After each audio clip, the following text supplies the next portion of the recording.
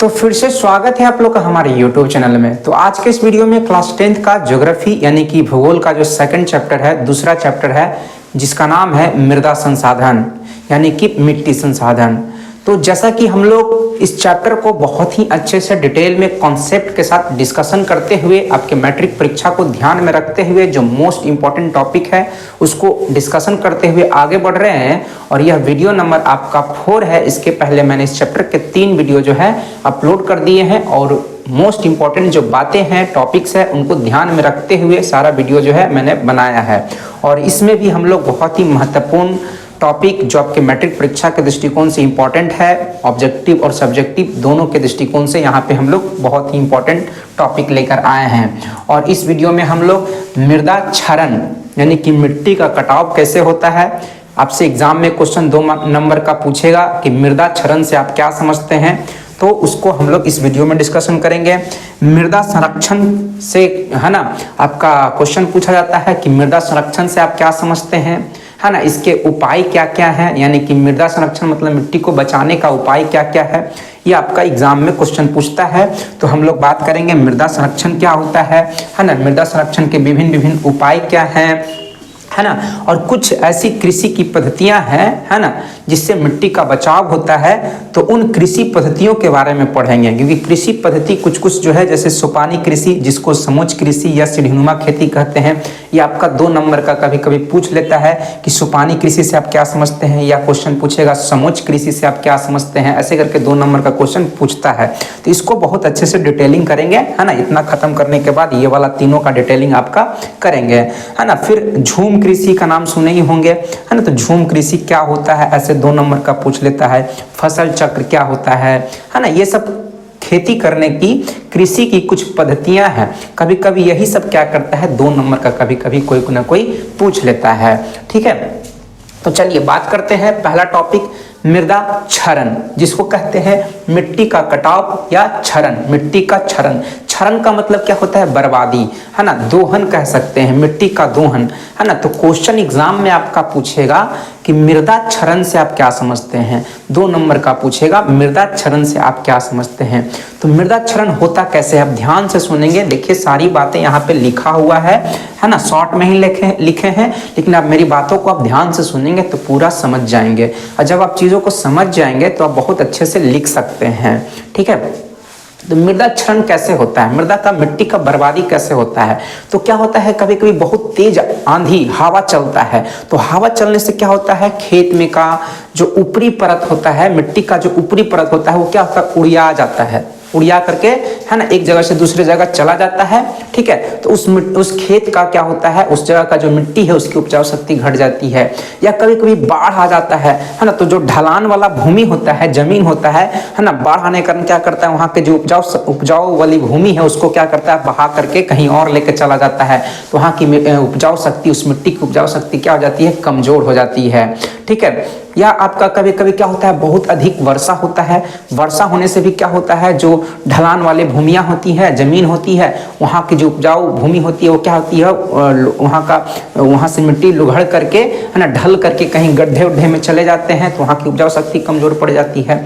तो क्या कहे आपको कि तेज हवाओं, है ना, तेज हवा आंधी तूफान आने से भी, अत्यधिक वर्षा और बाढ़ के कारण मिट्टी का ऊपरी सतह क्या होता है, बहकर दूसरी जगह विस्थापित हो जाता है। क्या होता है, विस्थापित हो जाता है, मतलब एक जगह से दूसरी जगह चले जाने की प्रक्रिया को विस्थापित होना, डिस्प्लेसमेंट होना कहते हैं ना, डिप्लेस्ड हो जाता है ना। तो इस प्रक्रिया को मृदा क्षरण कहा जाता है। मृदा क्षरण होने से क्या नुकसान होता है, मृदा क्षरण हो जाने से क्या होता है ना कि उपजाऊ शक्ति क्या होती है, कमजोर पड़ जाती है। मिट्टी की जो उपजाऊ शक्ति होती है वो कमजोर पड़ जाती है, क्योंकि उसमें जो पोषक तत्व पाए जाते हैं, नाइट्रोजन हो गया, फास्फोरस हो गया, पोटास हो गया, चूना हो गया, ये सब ऊपर बह कर क्या होते हैं, कहीं चले जाते हैं, उसकी शक्ति क्या हो जाती है, उस मिट्टी की कमजोर पड़ जाती है, ठीक है।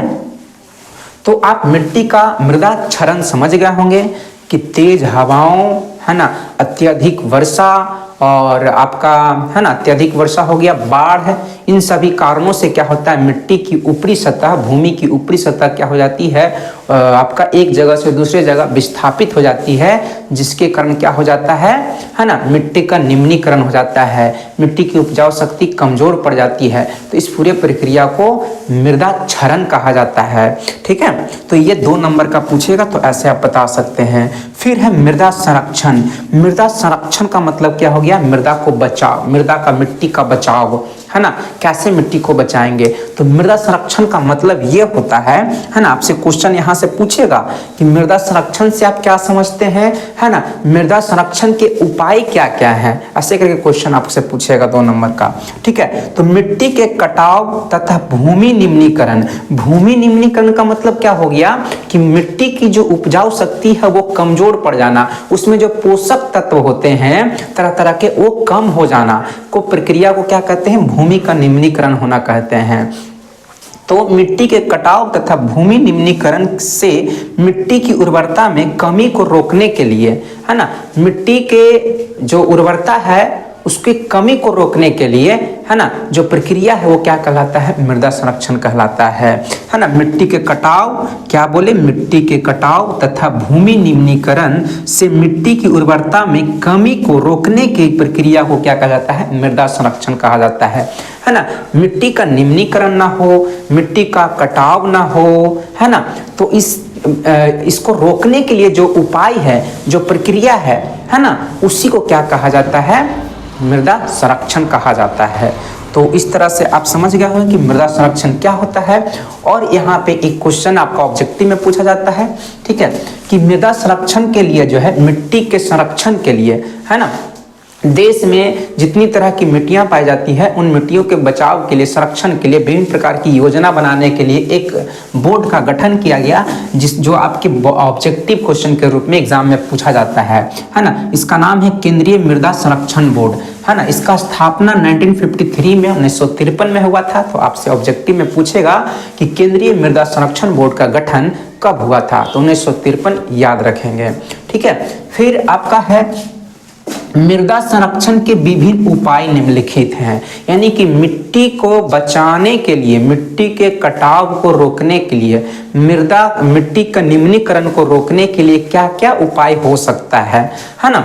तो ये बातें आपको यहाँ पे शॉर्ट में लिखे हैं, मेन पॉइंट लिखे हैं, है ना। इसको और लैंग्वेज आप जब समझ जाएंगे चीज़ों को तो लैंग्वेज में और आप लंबा लिख सकते हैं। ठीक है, तो पहला आपका पॉइंट लिखे हैं फसल चक्र अपना करके। क्या लिखे हुए हैं, फसल चक्र अपना करके। फसल चक्र अपना करके मिट्टी का बचाव किया जा सकता है।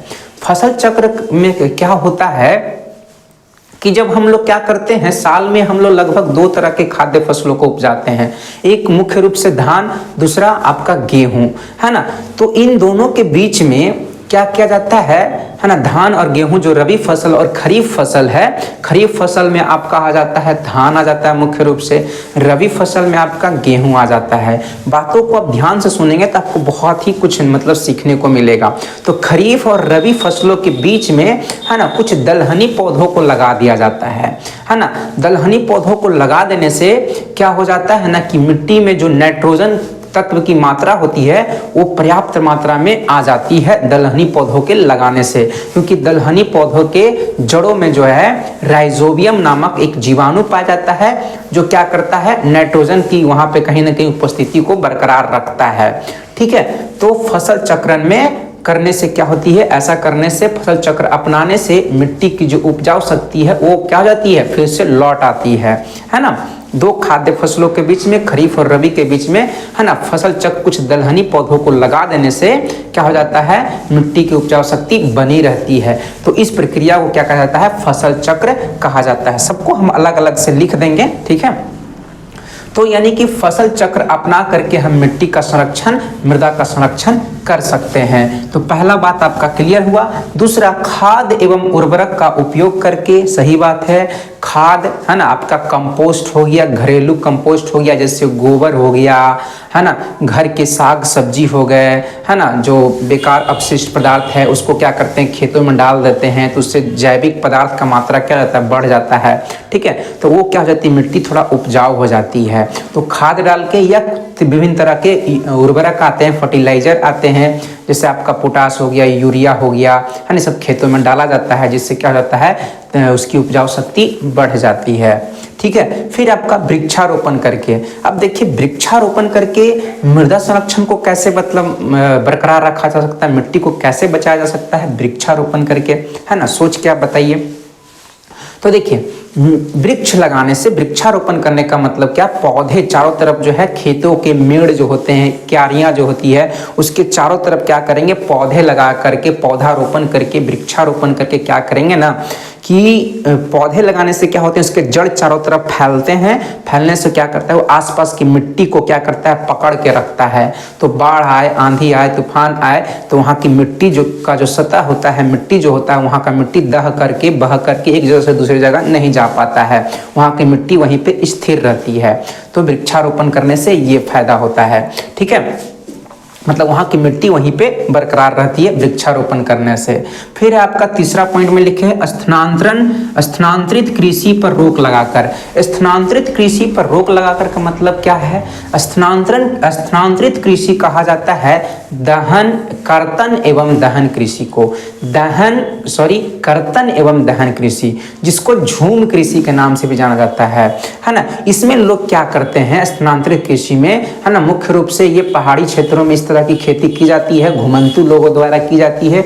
और ये लोग क्या होते हैं, कहीं कहीं जाते हैं, वहाँ पे बसते हैं, बस करके क्या करते हैं, आदिवासी लोग के क्षेत्रों में इस तरह की खेती की जाती है। ठीक है ना, तो वो क्या करते हैं, आसपास के क्षेत्रों को क्या करते हैं, जला देते हैं, जला करके क्या करते हैं, काट देते हैं, पहले काट देते हैं, जो जंगल झाड़ियाँ होती हैं उसको काट करके जला देते हैं, जला कर क्या करते हैं, उसको खेत लायक जमीन बना लेते हैं, भूमि बना लेते हैं, और वहाँ पे खेती करते हैं, और फिर दूसरी जगह वो जलाने के लिए चले जाते हैं। जब वहाँ की उपजाऊ शक्ति खत्म हो जाती है तो वो दूसरी जगह विस्थापित हो जाते हैं। विस्थापित होने के बाद क्या करते हैं, यही प्रक्रिया अपनाते हैं, काटते हैं, जलाते हैं, फिर वहाँ पे खेती करते हैं। तो ऐसा करने से क्या होती है, कहीं ना कहीं भूमि पर क्या होता है, वहाँ के पेड़ पौधे काट देने से वहाँ के भूमि पर क्या होती है, बुरा प्रभाव पड़ता है। ठीक है, तो ये इस प्रक्रिया को रोकना चाहिए। स्थानांतरित कृषि की प्रक्रिया को क्या करना चाहिए, कि जो विधि है उसको, झूम खेती को, उसको क्या करना चाहिए, उस पर रोक लगाना चाहिए। वैसे अब झूम कृषि जो है कहीं ना कहीं बहुत सीमित हो गया है, कुछ पहाड़ी क्षेत्रों में इस तरह की खेती की जाती है ना, आपका खास करके मेघालय वाला क्षेत्र में, नागालैंड वाला क्षेत्र में किया जाता है। ठीक है, और इस तो ये आपका इस तरह से हो गया। स्थानांतरित कृषि पर रोक लगाकर आप क्या कर सकते हैं, मिट्टी का संरक्षण कर सकते हैं। फिर आपका सीढ़ी नुमा खेती करके भी आप मिट्टी का क्या कर सकते हैं, संरक्षण कर सकते हैं।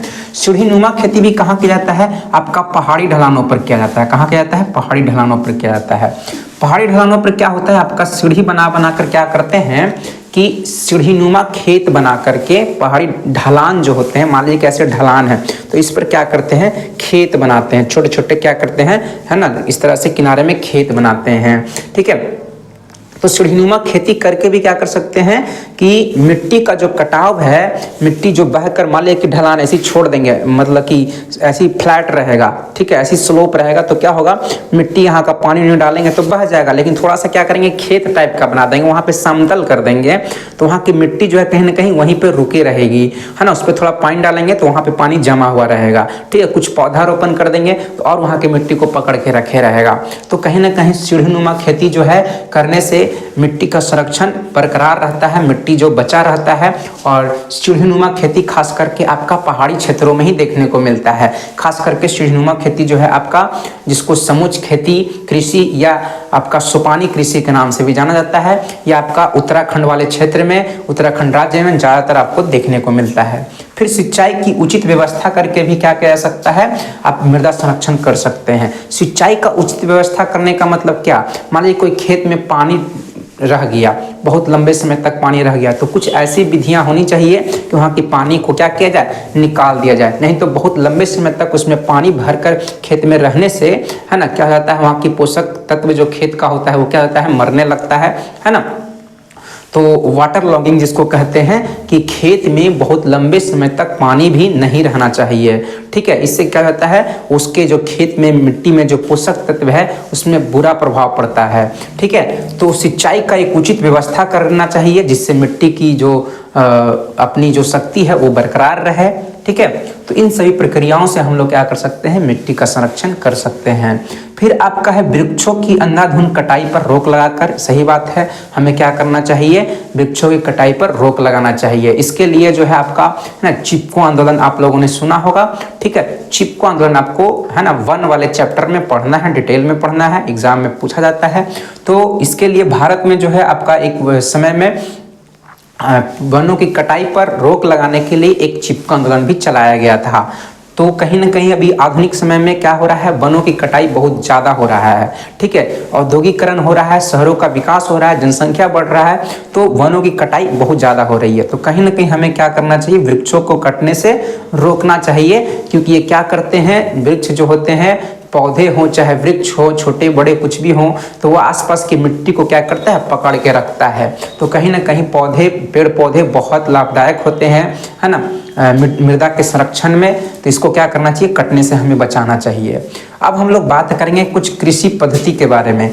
कृषि पद्धति कहने का मतलब क्या है, ये आपके बहुत इंपॉर्टेंट है, तीनों टॉपिक आपका बहुत इंपॉर्टेंट है ना। सोपानी कृषि को ही समोच्च कृषि कहते हैं, या इसी को सीढ़ीनुमा खेती कहते हैं, है ना। फिर तीसरा आपका स्थानांतरित कृषि, या इसी को कर्तन एवं दहन कृषि कहा जाता है, या इसी को झूम कृषि के नाम से भी जाना जाता है। फिर आपका फसल चक्र, तो तीनों के बारे में आपको डिटेलिंग में बताते हैं, इसको आप लिख लेंगे। ठीक है, उसके बाद यहाँ पे हम तीनों को क्या करते हैं, लिख लेते हैं, और फिर आपको बहुत अच्छे से एक्सप्लेन कर देते हैं, क्योंकि आपका 2-2 नंबर का कोई भी क्वेश्चन पूछ सकता है।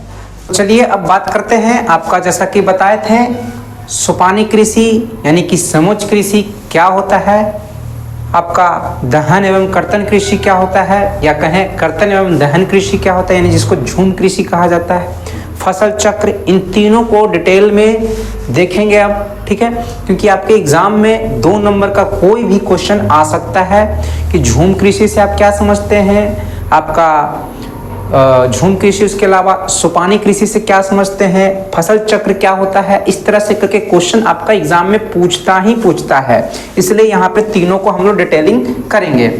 तो सोपानी कृषि जिसको समोच्च कृषि कहते हैं, और उसी को सीढ़ीनुमा खेती भी कहा जाता है। ठीक है, तो सोपानी कृषि होता क्या है, तो देखिए ध्यान से देखेंगे। वैसे तो सारी बातें यहाँ पे लिख चुके हैं, जो जरूरी आपका बात है ना, वो लिख चुके हैं। अब बातों को समझेंगे कि सोपानी कृषि जो है मुख्य रूप से आपका पहाड़ी वाले क्षेत्रों में हो जाता है। जैसे कि उत्तर भारत का जो पर्वतीय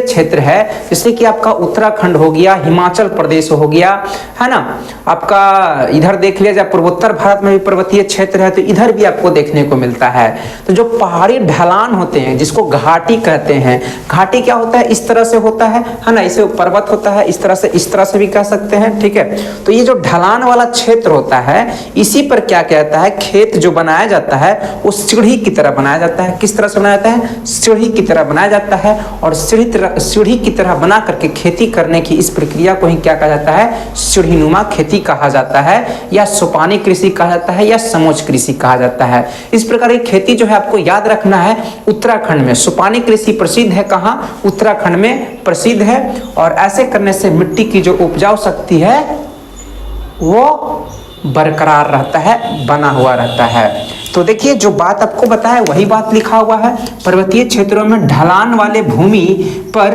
सीढ़ीनुमा खेत बनाकर खेती करने की इस विधि को सोपानी या समोच्च कृषि कहा जाता है, या इसी को सीढ़ीनुमा खेती भी कहा जाता है ना। समोच्च कृषि जो है आपका, सबसे अधिक समोच्च कृषि या सोपानी कृषि या सीढ़ीनुमा खेती जो है उत्तराखंड में किया जाता है। कहाँ किया जाता है, उत्तराखंड में किया जाता है। फिर आपका समोच्च कृषि पद्धति अपनाने से क्या होती है, मिट्टी की उपजाऊ शक्ति कहीं ना कहीं क्या होती है, बरकरार रहती है, बनी हुई रहती है। फिर आपका झूम कृषि को ही क्या कहा जाता है, स्थानांतरित कृषि कहा जाता है, या इसी को कर्तन एवं दहन कृषि कहा जाता है। कर्तन मतलब होता है काटना, और दहन दहन होता है मतलब जला देना, है ना, कि आसपास के जो झाड़ियाँ जंगल होते हैं, पेड़ पौधे होते हैं, उसको काट करके जला दिए, फिर वहाँ की जो भूमि है वो खेती करने लायक हो गया तो वहाँ खेती किया जाता है। ठीक है, तो इसका मतलब ये हुआ। अब समझिए पूरा प्रॉपर बात कि झूम कृषि होता क्या है। आपसे एग्जाम में पूछेगा तो आप किस प्रकार से लिखेंगे, तो बताएंगे आप कि झूम कृषि जो है मुख्य रूप से पहाड़ी वाले क्षेत्रों में, है ना, जो पर्वतीय क्षेत्र है वहां देखने को मिलता है, और ये खासकर आदिवासियों के द्वारा की जाने वाली एक पुरानी पद्धति है, खेती करने की एक पुरानी पद्धति है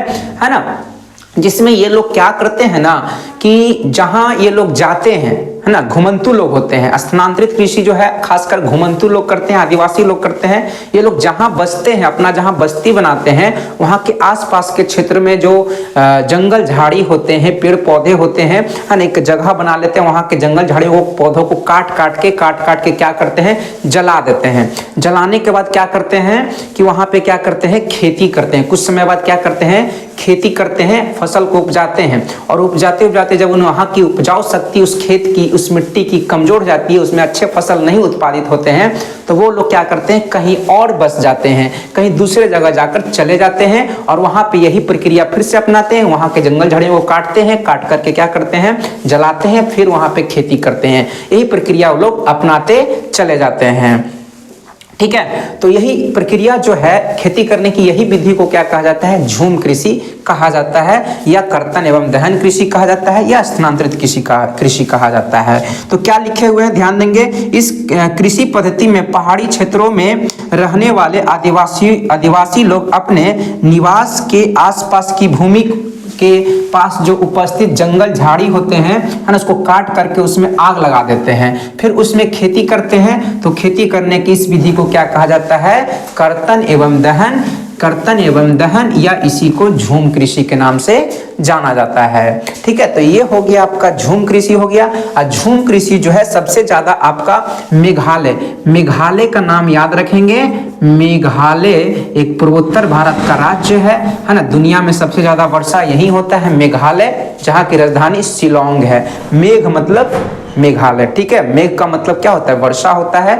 ठीक है, तो मेघालय में जहाँ वर्षा सबसे ज्यादा अधिक होता है, ठीक है, यहीं पे सबसे ज्यादा झूम कृषि किया जाता है। तो कभी कभी आपसे पूछेगा कि झूम कृषि पूर्वोत्तर भारत के किस राज्य में सबसे ज्यादा किया जाता है, या भारत में सबसे ज्यादा झूम कृषि कहाँ किया जाता है, तो वो हो जाएगा मेघालय हो जाएगा।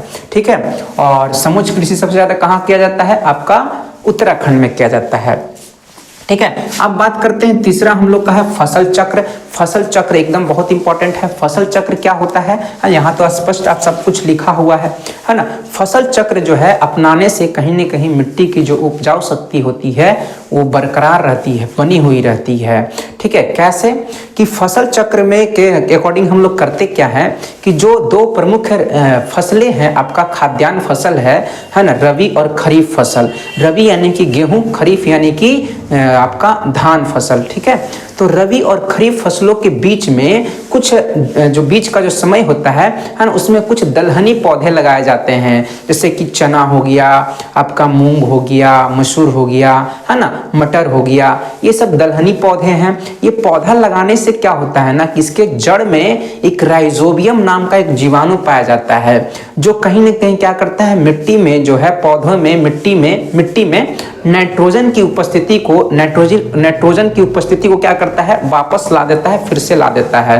यानी कि नाइट्रोजन का स्थिरीकरण जो है आपका राइजोबियम नामक जीवाणु जो है ना, दलहनी पौधों में उपस्थित होता है, वो क्या करता है, नाइट्रोजन का स्थिरीकरण कर देता है। यानी कि सिंपल बात में भाषा में कहें कि जो दलहनी पौधे के जो जीवाणु होते हैं, दलहनी पौधे के जड़ में ही वो जीवाणु होता है। यानी दलहनी पौधा लगाइएगा तभी मिट्टी में नाइट्रोजन की उपस्थिति बनेगा, नहीं तो नहीं बन पाएगा। मान लीजिए कि दलहनी पौधा नहीं लगाएं खेत में तो क्या होगा, है ना, धान गेहूं लगाते मिट्टी की उपजाऊ शक्ति क्या हो जाएगी, कमजोर हो जाएगी, उसमें नाइट्रोजन का मात्रा क्या हो जाएगा, कम जाएगा। ठीक है, तो फसल कमजोर होगा, यानी कि अच्छा फसल उत्पादित नहीं होगा। लेकिन वही दलहनी पौधा लगा देंगे बीच में तो मिट्टी की उपजाऊ शक्ति फिर से क्या हो जाएगा, बहुत अच्छा हो जाएगा। फिर से हम उसमें रबी और खरीफ फसल लगा पाएंगे और वो फसल बहुत अच्छा उत्पादित होगा। ठीक है, तो देखिए वही बात है, यहाँ पे लिख रखे हैं 2 प्रमुख खाद्य फसलों। खाद्य फसल मुख्य रूप से क्या है हमारे देश में, धान और गेहूं है। और भारत में सबसे ज्यादा खाया जाने वाला जो फसल है आपका वो धान है। हम लोग चावल खाना ज्यादा पसंद करते हैं पूरे भारतवर्ष के लोग, है ना। मुख्य रूप से पहला हम लोग चावल को प्रायोरिटी देते हैं। ठीक है, 2 प्रमुख खाद्य फसलों आपका धान गेहूं होता है ना। यानी कि रबी एवं खरीफ के बीच कुछ प्रमुख दलहनी फसल की खेती करने से क्या होता है, मिट्टी में नाइट्रोजन तत्व की मात्रा बरकरार रहती है ना। कि यानी कि उसमें फिर से आपका नाइट्रोजन की मात्रा जो है प्राप्त मात्रा में आ जाती है। ठीक है, क्यों हो जाता है ये नाइट्रोजन तत्व, कैसे बरकरार रहता है ना, कैसे उसमें आ जाता है। तो दलहनी पौधे के जड़ों में क्या होती है, राइजोबियम नामक एक जीवाणु पाया जाता है जो क्या करता है, नाइट्रोजन का स्थिरीकरण करने में सहायक होता है। नाइट्रोजन को वहां पे उपस्थित करने में, वहां पे लाने में क्या होता है, वो मददगार होता है। कौन, राइजोबियम, जो दलहनी पौधों के जड़ों में पाया जाता है। तो इस प्रकार से आप देखिए कि तीनों जो आपका इंपॉर्टेंट टॉपिक था, है ना, उस सारे टॉपिक को आपका कवर कराए। तो देख रहे हैं कहीं ना कहीं आपका जितना भी टॉपिक आपका लेके आ रहे हैं सब आपका मोस्ट इंपॉर्टेंट टॉपिक ही डिस्कशन करवा रहे हैं। कोई भी फालतू इसमें टॉपिक नहीं ऐड किए हैं। पूरा अच्छे से जो भी मैट्रिक परीक्षा को ध्यान में रखते हुए जरूरी चीजें हैं, ऑब्जेक्टिव सब्जेक्टिव, वही सारी बातें यहाँ पे आपके लिए, है ना, रिप्रेजेंट कर रहे हैं। तो आप लोग थोड़ा सा सपोर्ट ये करेंगे कि आप लोग को अच्छा लगे वीडियो को तो सब्सक्राइब करें चैनल को और दोस्तों में क्या करें, थोड़ा शेयर कर दें। ठीक है, हो सके तो, और सब्सक्राइब तो जरूर कर दें और लाइक जरूर करें आप लोग जो भी वीडियो को देखें, है ना। मिलते हैं नेक्स्ट चैप्टर में। हम लोग का ये चैप्टर जो है आपका मृदा संसाधन का ये कंप्लीट हुआ। हम लोग नेक्स्ट ज्योग्राफी का चैप्टर जो है आपका, है ना, चैप्टर है तीसरा आपका है जल संसाधन। तो जल संसाधन से जुड़ा हुआ मोस्ट इंपॉर्टेंट टॉपिक आपका लेकर आएंगे। तो